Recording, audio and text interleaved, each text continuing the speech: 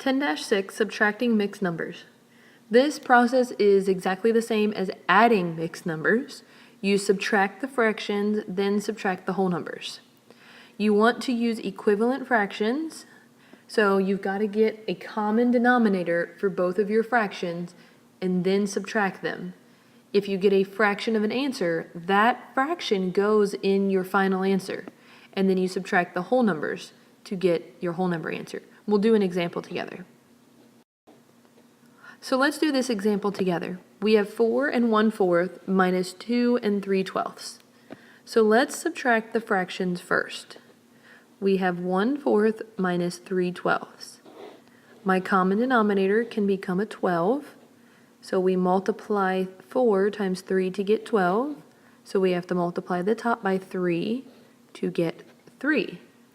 Well, 3/12 minus 3/12 is 0. So that means that your answer is not going to have a fraction in it.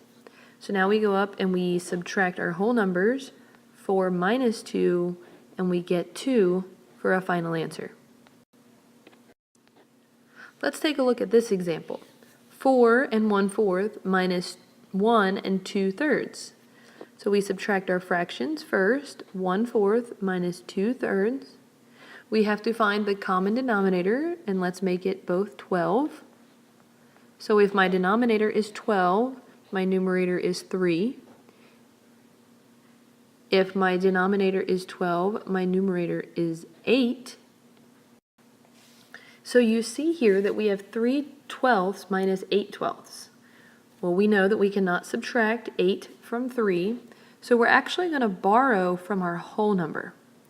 So if we attached our whole number here, we have 4 3/12 minus 1 8/12. The 1 8/12 is going to stay the same, but we're going to borrow from our 4. So when we have 4, we know that 4 is 1 whole.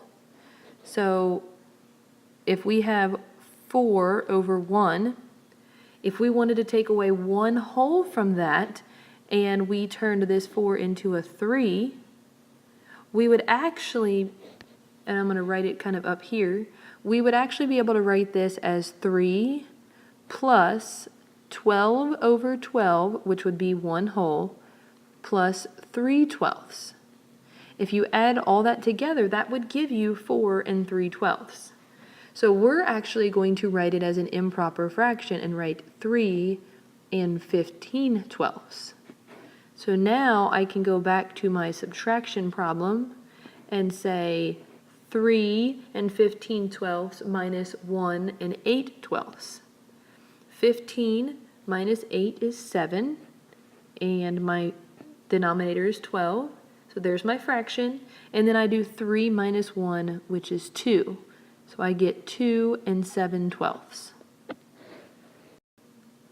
Pause the video to complete the lesson review. Make sure you show me this lesson review for verification of watching this video.